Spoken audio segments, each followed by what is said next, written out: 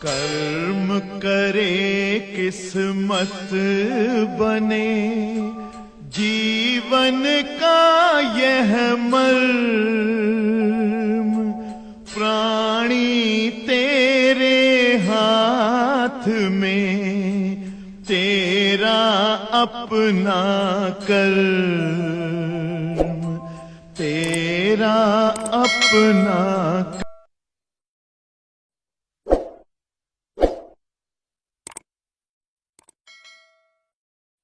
Question number 47 पढ़ते हैं प्यारे बच्चों। थोड़ा फिगर बनी है, फिगर के हिसाब से लगाना है, ध्यान दीजिएगा। क्वेश्चन नंबर 47, दिए गए 3 प्रतिरोधों में प्रत्येक का प्रतिरोध 4 ओम है। प्रत्येक को अधिकतम 64 वाट तक विद्युत शक्ति दी जा सकती है। पूरा परिपथ अधिकतम कितनी शक्ति ले सकता है? बच्चों, एक जो है फिगर बनी हुई है और उसी फिगर के हिसाब से हमें इस प्रश्न को लगाना है। तो जैसा कि आप जान रहे हैं, क्वेश्चन नंबर 47 हिंदी में 47वां प्रश्न। फिगर दिया है तो हम भी एक फिगर बना दे रहे हैं। ऐसे छोटी सी फिगर दिया है, इस तरह से, ऐसे ऐसे ऐसे, ये 4 ओम और यह भी 4 ओम और ये शामिलात इस तरह से 4, ऐसे 3 प्रतिरोध बने हुए हैं। और अब प्रश्न की शर्त पढ़िए। कह रहा है कि निम्न परिपथ को, जो परिपथ बोर्ड पर बनाया गया है, निम्न परिपथ को 64 वाट तक, प्रत्येक परिपथ को अधिकतम 64 वाट तक विद्युत शक्ति दी जा सकती है। माने सभी परिपथ 64 वाट की विद्युत सामर्थ्य पाते हैं। Is that okay? 64 वाट की विद्युत सामर्थ्य सभी परिपथ पाते हैं। तो पूरा परिपथ अधिकतम कितनी शक्ति ले सकता है? तो पूरे परिपथ को कितना शक्ति दी जा सकती है? प्यारे बच्चों, पूरे परिपथ का हम प्रतिरोध निकाल सकते हैं। ठीक है, पूरे परिपथ का प्रतिरोध तुल्य निकाल सकते हैं। देखो जरा, ये दोनों किस क्रम में है? समांतर क्रम में। उसके साथ ये किस क्रम में है? श्रेणी क्रम में है। तो यहाँ गौर से देखिए, जरा ध्यान से देखिए, ये पहला परिपथ, ये दूसरा परिपथ, ये तीसरा परिपथ। 1 व 2, गौर फरमाइएगा बेटा, 1 व 2 का समांतर संयोजन का तुल्य प्रतिरोध, ये दोनों समांतर क्रम में हैं, इनको संयोजित करके इनका तुल्य प्रतिरोध निकालें। के समांतर संयोजन का तुल्य प्रतिरोध 4 ओम और 4 ओम। देखो, दोनों परिपथ 4-4 ओम के हैं, इनके समांतर संयोजन का तुल्य प्रतिरोध अगर निकालें तो समांतर क्रम में सूत्र होता है 1/R बराबर 1/R1 प्लस 1/R2। बच्चों, तुल्य प्रतिरोध इन दोनों का अगर R डैश माने तो 1/R डैश बराबर 1/4 1/4 बोले तो 2/4। तो ये 1/R डैश बराबर 2/4। और आगे देखिए तो R डैश बराबर 4/2 मीन्स 2 ओम। तो यहाँ हमारा जो है तुल्य प्रतिरोध आ गया 2 ओम का, इन दोनों का। और ये दोनों जो है इसके साथ गौर से देखिए, ये दोनों का समांतर संयोजन इसके साथ श्रेणी क्रम में है, तो उसके साथ श्रेणी संयोजन लगा दे। तो यहाँ पर देखिए जरा, श्रेणी संयोजन में R डैश व 3 का श्रेणी संयोजन हेतु तुल्य प्रतिरोध, इन दोनों का श्रेणी संयोजन हो रहा है। और अब इस दौरान तुल्य प्रतिरोध निकालते हैं। कितना तुल्य प्रतिरोध आएगा दोनों के श्रेणी संयोजन के दौरान? तो देखो जरा, इन दोनों का श्रेणी संयोजन हो रहा है और तुल्य प्रतिरोध हम ज्ञात कर रहे हैं दोनों के श्रेणी संयोजन का। तो ये श्रेणी संयोजन में तुल्य प्रतिरोध निकालने का सूत्र होता है R बराबर R1 प्लस R2। तो 2 और 4 6 ओम हो गया। 2 और 4 कितना ओम हो गया बच्चों? 6 ओम जो है तुल्य प्रतिरोध आ गया। इस परिपथ का तुल्य प्रतिरोध 6 ओम आ गया। यहाँ बच्चों कह रहा था कि 4 ओम को प्रत्येक को 64 ओम की शक्ति दी गई थी। तो अब 6 ओम के लिए कितनी सामर्थ्य होगी यही बताना है। ऐकिक नियम करके भी लगा सकते हो अपने आप, सिंपल। हर प्रतिरोध को पहले जो है 64 ओम की शक्ति दी जाती थी। कितने ओम की शक्ति दी जाती थी? तो माने 4 ओम प्रतिरोध के लिए सामर्थ्य बराबर जरूरी होती है 64 वाट की। तो 6 ओम के लिए कितनी जरूरी होगी यही निकाल लीजिए, ऐकिक नियम से लगा दीजिए, कोई फार्मूले लगाने की जरूरत नहीं है। नहीं समझे? यह इस तरह से, चूंकि 4 ओम प्रतिरोध जब प्रत्येक 4 ओम के थे, इनको प्रत्येक को अलग अलग 64 वाट की सामर्थ्य जरूरत होती थी। 4 ओम प्रतिरोध के लिए शक्ति कितने की जरूरत होती थी? 64 वाट। ऐसा प्रश्न कहा है कि प्रत्येक को 64 वाट की शक्ति दी जाती थी। तो अब अगर ये प्रतिरोध 1 ओम के होते, 1 ओम का प्रतिरोध होता, कितनी शक्ति दी जाती? 64/4। लेकिन अब प्रतिरोध कितने ओम का हो गया, तो कितनी शक्ति दी जाएगी? इधर ओके, 64/4 × 6।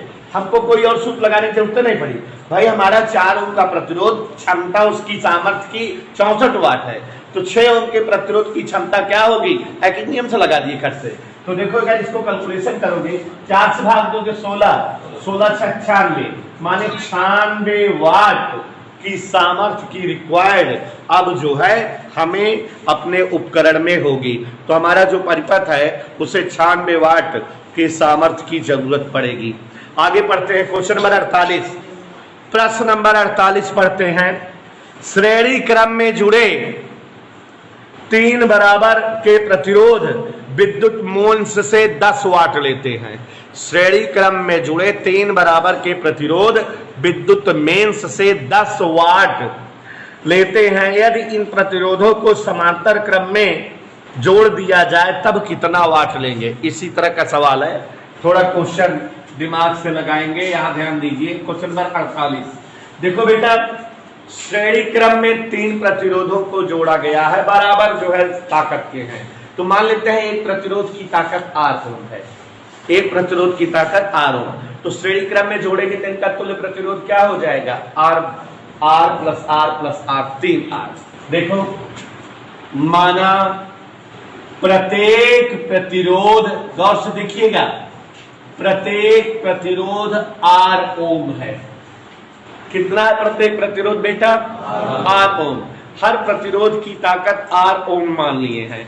और अब बच्चों, श्रेणी संयोजन अगर इनका हो, श्रेणी संयोजन हेतु तुल्य प्रतिरोध, श्रेणी क्रम में तुल्य प्रतिरोध का सूत्र हम जानते हैं। तुल्य प्रतिरोध, श्रेणी क्रम में तुल्य प्रतिरोध, यहां गौर से देखिए, R + R + R बराबर क्या हो जाएगा? 3R। तो श्रेणी क्रम में इनका तुल्य प्रतिरोध 3R हो गया। सवाल एक बार फिर से रिपीट करते हैं आपके सामने। श्रेणी क्रम में जुड़े 3 बराबर के प्रतिरोध विद्युत मेंस से 10 वाट सामर्थ्य लेते हैं। इनको हमें कितनी सामर्थ्य देनी पड़ती है? 10 वाट। माने 3R के लिए सामर्थ्य रिक्वायर्ड है 10 वाट। अब इन्हें समांतर क्रम में जोड़ दिया जाए तो सामर्थ्य कितने की जरूरत पड़ेगी? तो अब हम इनको किस क्रम में जोड़ दें बच्चों? समांतर क्रम में। समांतर क्रम में जोड़कर पहले निकालें तुल्य प्रतिरोध कितना हो जाएगा। तो देखिए, समांतर संयोजन में तुल्य प्रतिरोध 1/R डैश, 1/R डैश बराबर 1/R, 1/R, 1/R, 3/R। कहने का तात्पर्य हुआ R डैश बराबर R/3। तो R डैश बराबर R/3 ओम, ये हमारा तुल्य प्रतिरोध आ गया। तो यहाँ गौर से देखिए कि ये हमारा तुल्य प्रतिरोध कितना आ गया? R/3 ओम। तो यहाँ ध्यान दीजिएगा, पहले तुल्य प्रतिरोध 3R था, अब तुल्य प्रतिरोध कितना हो गया? R/3 ओम। सवाल पढ़ो क्या पूछ रहा है, लगाने का प्रयास करो। कह रहा है कि जब श्रेणी क्रम में जोड़ते थे तो विद्युत मोल्स से ये जो है प्रतिरोध 10 वाट की सामर्थ्य की रिक्वायर्ड पड़ती थी। इन प्रतिरोधों को कितने सामर्थ्य की जरूरत पड़ती थी? 10 वाट की। और अब इन प्रतिरोधों को समांतर क्रम में जोड़ दिए हैं तो कितने सामर्थ्य की रिक्वायर्ड बनेगी। हाँ प्यारे बच्चों ध्यान दीजिएगा, प्रश्न कह रहा है कि जब सभी प्रतिरोधों को श्रेणी क्रम में जोड़ते थे तो प्रत्येक को 10 वाट सामर्थ्य की जरूरत पड़ती थी विद्युत मेंस से। तो जब सभी प्रतिरोध श्रेणी क्रम में जुड़े थे तो इन्हें 10 वाट के सामर्थ्य की रिक्वायर्ड बनती थी। आप जानते हो श्रेणी क्रम में जब प्रतिरोध जुड़े होते हैं तो श्रेणी संयोजन में धारा बराबर होती है। श्रेणी संयोजन में क्या बराबर होती है बेटा? धारा सभी में बराबर होती है और वही धारा होती है जो टोटल की धारा होती है। तो यहाँ टोटल प्रतिरोध 3R था और अगर हम चाहें तो धारा निकाल सकते हैं। 3R ये प्रतिरोध है और सामर्थ्य दिया है 10 वाट। सामर्थ्य का धारा के पदों में सूत्र होता है P बराबर I स्क्वायर इंटू R।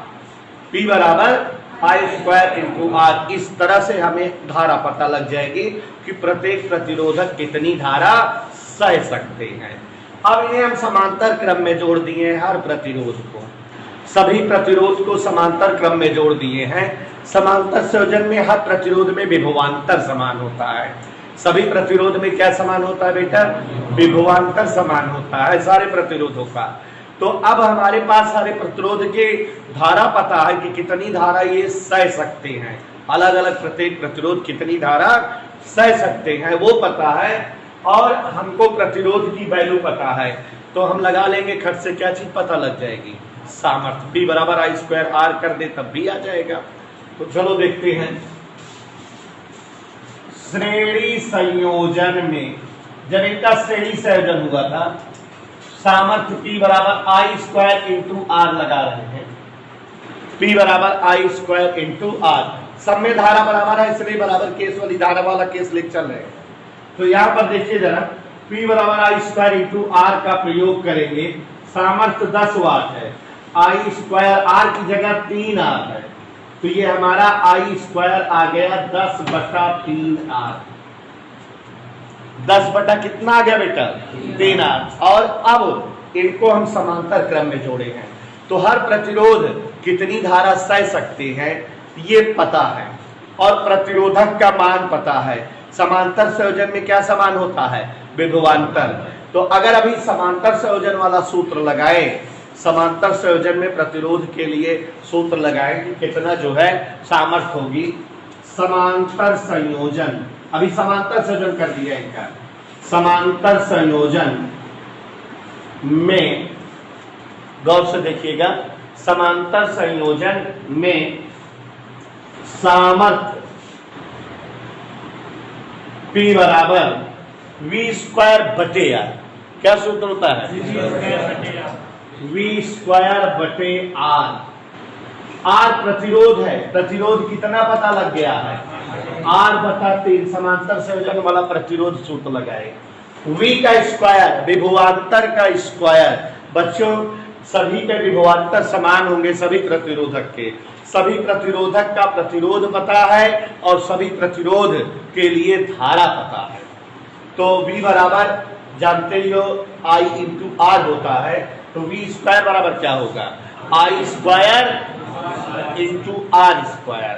तो I स्क्वायर की वैल्यू देखो 10/3R। ये I स्क्वायर की वैल्यू है, समझो जरा। ऐसे V बराबर IR होता है जिसका स्क्वायर हो जाएगा, नीचे R वाला ये है। Is that okay? तो यहाँ I स्क्वायर की जगह 10/3R गुणे R स्क्वायर, R जो भी हो उसका स्क्वायर। तो R जो भी हो उसका स्क्वायर। पहले वाले केस में जब जो है हम विभवांतर भी बराबर IR रख रहे हैं तो प्रतिरोध कितना आया था? 3R। तो यहाँ जो है देखो ये कितना हो जाएगा? 3R गुणे 3R। Is that okay? R square है प्रतिरोध का स्क्वायर। तो अब गौर से देखो जरा, इसको काट पीट करके कैलकुलेशन करते हैं। तो कैलकुलेशन करेंगे तो यहां ध्यान से देखिए, ये 3R से ये 3R कट गया, ये 3R से ये 3R कट गया और ये R से ये R कट गया। 3 ऊपर जाएगा, 3 त्रिक का 9 दहन 90 वाट ये आंसर आ गया। तो थोड़ा सा दिमाग लगाना है, एक बार फिर से समझा दे रहे हैं। बराबर प्रतिरोध के 3 प्रतिरोधों को श्रेणी क्रम में जोड़ने पर ये विद्युत मेंस से 10 वाट लेते हैं। तो हमने मान लिया प्रत्येक प्रतिरोध कई ओम के हैं, 8 ओम के। श्रेणी क्रम में जोड़ोगे तो तुल्य प्रतिरोध कितना हो गया, 3R। प्रश्न कह रहा कि अगर इन्हें समांतर क्रम में जोड़ा जाए तो तुल्य प्रतिरोध तुल्य सामर्थ्य क्या होगी। अगर समांतर क्रम में इन्हीं को जोड़े तो तुल्य प्रतिरोध का सूत्र R/3, क्योंकि 1/R बराबर 1/R धन 1/R धन 1/R। तो हमारे समांतर क्रम में प्रतिरोध ये हो जाएगा और श्रेणी क्रम में प्रतिरोध ये है। इतना समझ में आया। सामर्थ्य का केस लगाते हैं। पहले कौन सा संयोजन था, श्रेणी संयोजन। श्रेणी संयोजन में क्या बराबर होती है, धारा। तो यहाँ सामर्थ्य वाला सूत्र लगाए श्रेणी संयोजन में, P और धारा वाला सूत्र, P बराबर I² × R। और इस हिसाब से हमारे पास एक चीज पता लग गई, धारा का स्क्वायर। मतलब हमें पता लग गया कि हमारे प्रतिरोधक इसी अनुरूप धारा सह सकते हैं, उनमें इतनी धारा बहनी चाहिए। चलिए अब हमको प्रतिरोधों को समांतर क्रम में जोड़ करके सामर्थ्य बतानी है। समांतर क्रम में क्या बराबर होता है, वोल्टेज, सभी बराबर वोल्टेज और टोटल सामयात वोल्टेज भी वही होता है। तो अब की बार सामर्थ्य वाला सूत्र वोल्टेज वाला लगाए। P बराबर क्या होता है, V²/R। यहाँ R मतलब समांतर संयोजन वाला तुल्य प्रतिरोध। समांतर संयोजन में प्रतिरोध R/3 हो गया, माने नीचे R/3 लिखना है, ऊपर V है। V माने जो प्रतिरोधक हैं उनका वोल्टेज। भाई आपने धारा निकाल ही लिया है और प्रतिरोधक का प्रतिरोध पता ही था। ये देखो प्रतिरोधक का प्रतिरोध 3R था पहले वाले केस में, और पहले वाले केस में जो है धारा ये पता थी। तो हम V बराबर IR का हिसाब लगाए तो ये I² और R² हो जाएगा। तो जो I² है उसकी वैल्यू 10/3R है, और जो R², R उस केस में क्या आया था, धारक केस में 3R आया था। तो 3R × 3R काट पीट दिए, कैलकुलेशन के दौरान 90 वाट सामर्थ्य आ गई। क्वेश्चन नंबर 49, एक वैद्युत मोटर जिसका प्रतिरोध 2 ओम है 110 वोल्ट की सप्लाई से चालू की जाती है। अपनी पूरी चाल पर यह 10 एम्पीयर की धारा लेती है। बताइए इसमें कितनी विद्युत शक्ति लग रही है, इस शक्ति का कितना भाग यांत्रिक ऊर्जा में व्यय हो रहा है। प्यारे बच्चों बहुत ही अच्छा प्रश्न है, ध्यान दीजिएगा, सभी लोग समझिएगा। क्वेश्चन नंबर 49, प्रश्न नंबर 49 बता रहे हैं, ध्यान से समझिएगा। एक वैद्युत मोटर जिसका प्रतिरोध 2 ओम है। वैद्युत मोटर का प्रतिरोध 2 ओम है, R बराबर 2 ओम। और आगे देखिए 110 वोल्ट की सप्लाई से चालू की जाती है। कोई वैद्युत मोटर है जिसका प्रतिरोध दिया है और इसे 110 वोल्ट की सप्लाई से जोड़ दिया गया, चालू किया गया। V दिया और I दिया। अपनी पूरी चाल पर यह 10 एम्पियर की धारा लेती है। जब ये चलती रहती है तो इसको 10 एम्पियर की धारा की रिक्वायर्ड बनती है, मतलब ये 10 एम्पियर धारा से चलने लगती है। ये इतना दिया। फिर कह रहा है बताइए इसमें कितनी विद्युत शक्ति लग रही है और कितना भाग जो है, चलो देखते हैं। 10 एम्पियर की धारा ले रही है, धारा I 10 एम्पियर की है। कितना विद्युत शक्ति लग रही है, तो विद्युत शक्ति देखो बेटा, V दिया है और R दिया है। V और R से हम विद्युत सामर्थ्य लगा सकते हैं कि नहीं, है ना बेटा। तो विद्युत सामर्थ्य ये शुरू में इतना कितना विद्युत शक्ति प्राप्त होगी, इसी से आ जाएगी। देखिए जरा, या V और I से विद्युत सामर्थ्य, चूंकि 110 वोल्ट से हम जोड़े हैं और 10 एम्पियर की धारा इसमें बह रही है, वोल्टेज और धारा से भी सामर्थ्य निकाल लें। तो यहां देखो जरा, वैद्युत सामर्थ्य, ध्यान दीजिएगा भाई, जो हमारी मशीन है उसकी सामर्थ्य पता करना है और हमने उसको कितने वोल्टेज से जोड़ा है, 110 वोल्ट से, और धारा उसमें कितना बह रही है, तो V और I है। P बराबर V × I, फार्मूला होता है P बराबर V × I। तो अब 110 और गुणे I 10 हल करेंगे तो 1100 वाट। ये हमारा पता लग गया कि इसकी सामर्थ्य 1100 वाट है। इसकी सामर्थ्य कितनी है? मतलब इसमें जो है 1100 वाट की विद्युत सामर्थ्य इंगेज हो रही है, आ रही है। अब एक छोटा सा इसी में टॉपिक और पूछ लिया है, पूछा है कि इसकी शक्ति का कितना भाग यांत्रिक ऊर्जा में व्यय हो रहा है। ये जितना विद्युत शक्ति पा रही है इसका कितना पोर्शन यांत्रिक ऊर्जा में बदल रहा है। तो कितना भाग यांत्रिक ऊर्जा में बदल रहा है ये जानना है। इतना सामर्थ्य ये पा रही है, ठीक है। तो हम जो है विद्युत सामर्थ्य आ गई है। प्राप्त यांत्रिक ऊर्जा हेतु यांत्रिक ऊर्जा कितना इससे प्राप्त हो रही है निकालें। तो देखो बेटा, यांत्रिक ऊर्जा का सूत्र, अब चूंकि यहां धारा 10 एम्पियर इसमें लग रही है और जो है प्रतिरोध दिया है, तो सूत्र I square R into T, I square R into T. सामर्थ्य ये आ गया है, विद्युत ऊर्जा निकाल रहे हैं। और I स्क्वायर 10 का स्क्वायर R 2 ओम, समय 1 सेकंड, प्रति सेकंड के लिए निकाल ले रहे हैं। टाइम नहीं दिया कितने सेकंड के लिए, प्रति सेकंड में विद्युत ऊर्जा। तो यहां पर देखो 10 दूनी 200 जूल प्रति सेकंड, इतनी सामर्थ्य, इतनी ऊर्जा व्यय हो रही है। तो ये ऊर्जा इसका कितना प्रतिशत है? प्रतिशत यांत्रिक ऊर्जा, प्रतिशत यांत्रिक ऊर्जा आपको बताना चाहेंगे कि जैसे कहे कि 500 रुपए की वस्तु को बेचने पर 15 रुपए का लाभ होता है, लाभ प्रतिशत बताओ। तो आप प्रतिशत लाभ कैसे निकालते हैं? लाभ बटा क्रय मूल्य गुणे 100, यही करते हैं। तो जो लाभ दिया रहता है उसके नीचे क्रय मूल्य गुणे 100। तो यहाँ कितना हमें मिल रही विद्युत ऊर्जा? 200, कितने में? 1100 गुणे 100 करते तो प्रतिशत यांत्रिक ऊर्जा या प्रतिशत विद्युत ऊर्जा आ जाएगी। माने यांत्रिक ऊर्जा बटे टोटल एक 1100 देंगे रहन है और गुणे 100। तो कैलकुलेशन कर लीजिए, 100 दूनी 200 बटे 11 भाग दे दीजिएगा, आपके पास प्रतिशत यांत्रिक ऊर्जा आ जाएगी। ठीक है, जो भी आ जाए डिवाइड कर दीजिएगा, दैट्स इट। तो एक बार हम फिर समझा रहे हैं। कह रहा था कि एक मशीन का प्रतिरोध 2 ओम है, मशीन है उसमें प्रतिरोध लगा है 2 ओम का, और इसे हम एक जो है 110 वोल्ट की सप्लाई से जोड़ दिए। जिस सप्लाई से जोड़े हैं वहां वोल्टेज 110 है और तब इसमें 10 एम्पीयर की धारा बहती है। तो इसकी सामर्थ्य बताओ।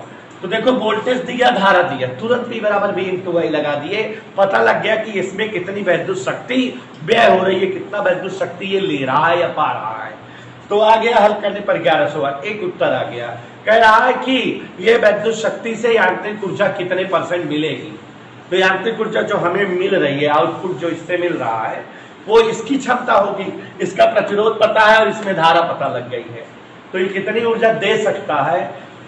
I square R into T यांत्रिक ऊर्जा वाला सूत्र लगाए।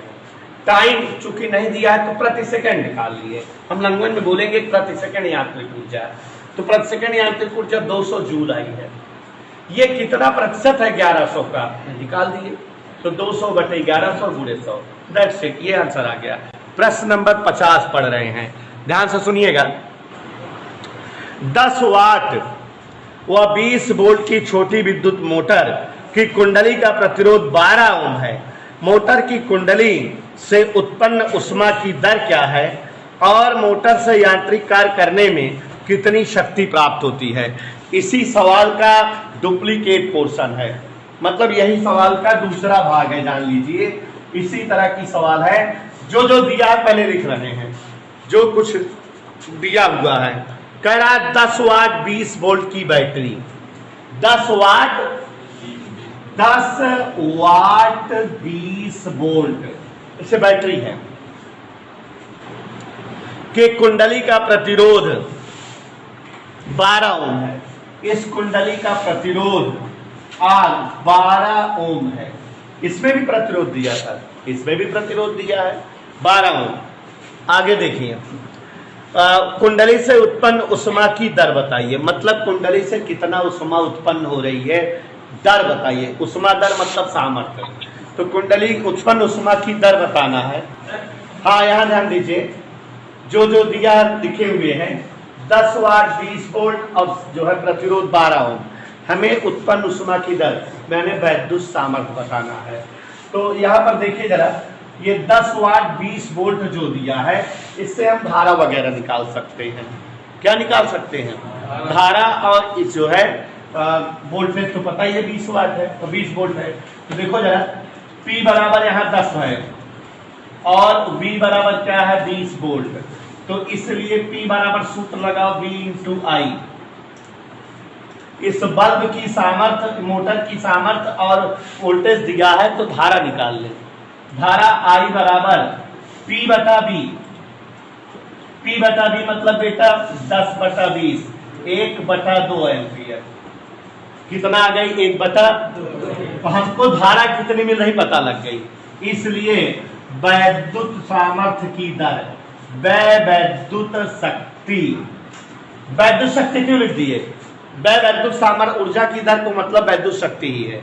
उत्पन्न उष्मा की दर पूछ रहा है, माने शक्ति पूछ रहा है। तो देखो जरा, I आ गया और R दिया है। I और R का रिलेशन क्या है?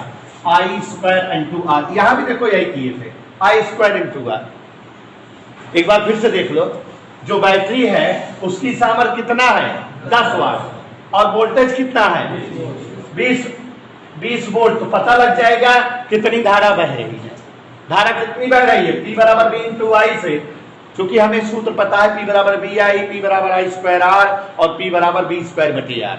तो यहाँ हम I निकाल लिए 1/2 एम्पियर। हमें जो है वैद्युत शक्ति की दर चाहिए, I² R इंटू T वाला फार्मूला लगाए हम, और दर का मतलब समय एक है। तो यहाँ I² इंटू R। I का मान रखो बेटा 1/2 का स्क्वायर और R का मान 12। 2 दूनी 4 से 12 को भाग देंगे, कितना आ जाएगा? 3 वाट। ये आंसर आ गया। वैद्युत उष्मा की दर 3 वाट आ गई।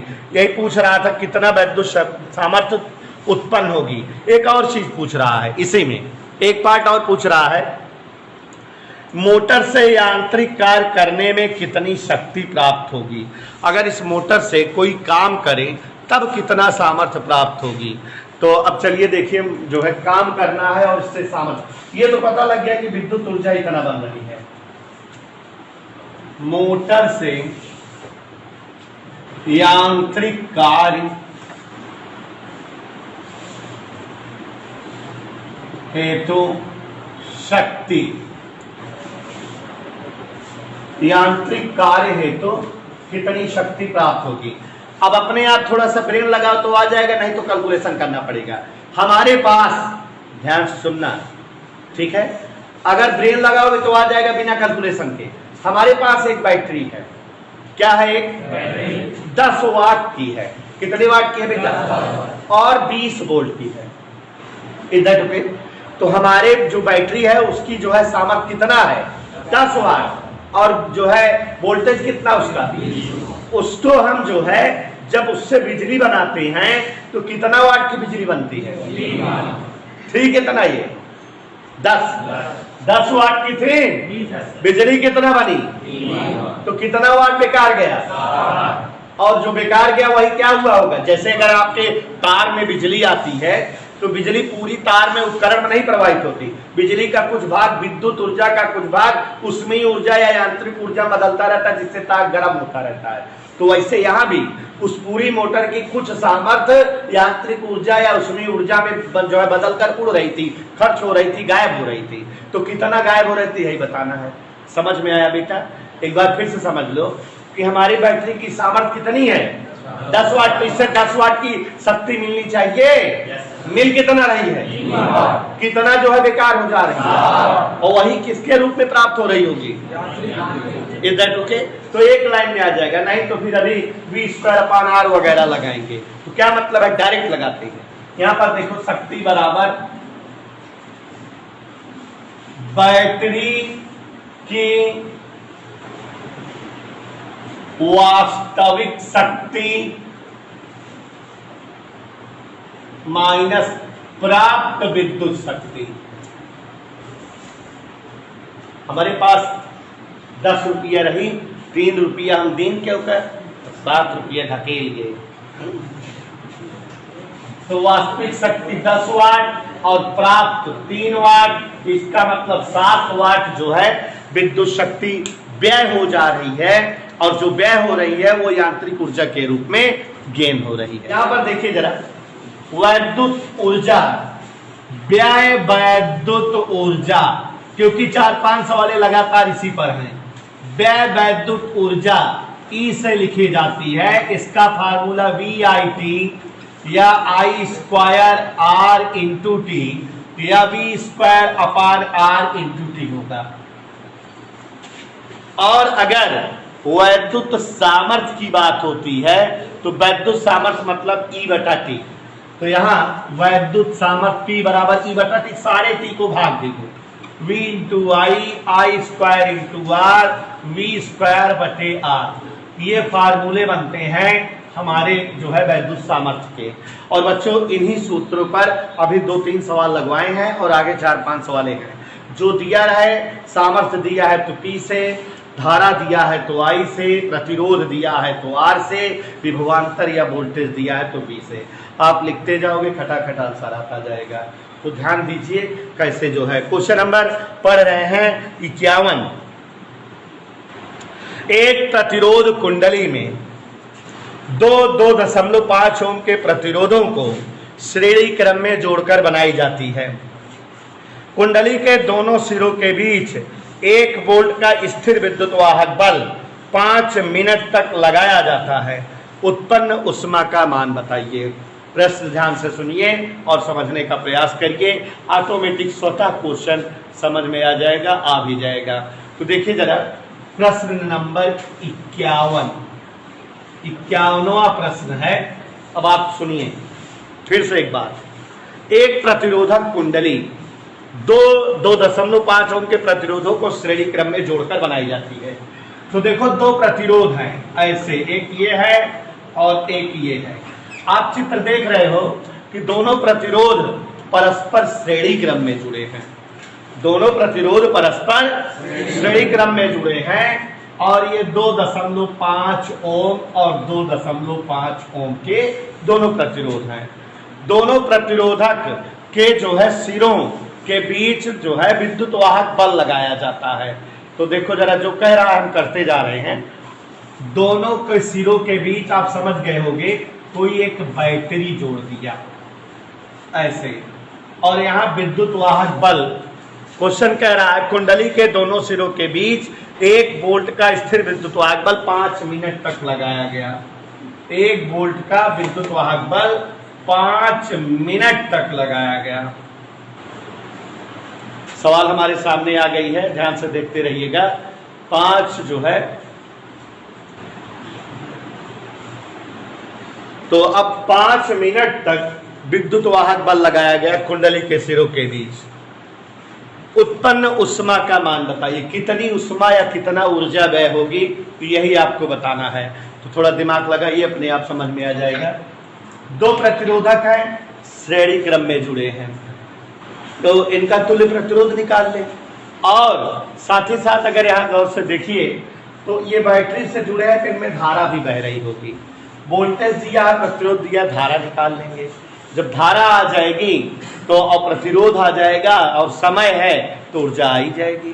तो यहां पर देखिए जरा, तुल्य प्रतिरोध चित्र देखिए। R बराबर, दोनों का संयोजन कौन सा है? श्रेणी संयोजन। श्रेणी संयोजन में R बराबर R1 प्लस R2, क्या आ गया? 5 ओम। यहां धारा I ऐसे आ रही है। देखो बच्चों, एक चैप्टर पढ़ाऊंगा आपको किरचॉफ का नियम, तो उसमें आपको विद्युत वाहक बल और विभवांतर में संबंध बताऊंगा। विद्युत वाहक बल और विभवांतर दोनों एक ही चीज है अगर बैटरी में आंतरिक प्रतिरोध ना हो। तो प्रश्न में दूर दूर तक आंतरिक प्रतिरोध की चर्चा नहीं की है। तो ये जो वोल्टेज विद्युत वाहक बल है, यही वोल्टेज है। तो यहाँ V बराबर 1 वोल्ट दिया है। V और R है तो I निकाल लें। क्या निकाल ले बच्चों? I बराबर V अपान R 1/5, ये I आ गया। और हमारे पास तुल्य प्रतिरोध भी पता है, तो हम व्यय ऊर्जा निकाल सकते हैं, व्यय वैद्युत ऊर्जा निकाल सकते हैं, I square into R into T. Is that okay? I square की जगह 1/5 double bar, it's okay. R तुल्य प्रतिरोध कितना आया है? 5 ओम। टाइम 5 मिनट, 5 गुणे 60 सेकेंड। Is that okay? अब इस 5 से ये 5 कट गया, इस 5 से ये 5, 60 जूल। ये आंसर आ गया। क्या आ गया बेटा? ये आंसर। आप देखोगे आंसर को कैलोरी में दिया है, तो कैलोरी में आप इसे बदल सकते हो। कैसे बदलोगे बेटा कैलोरी?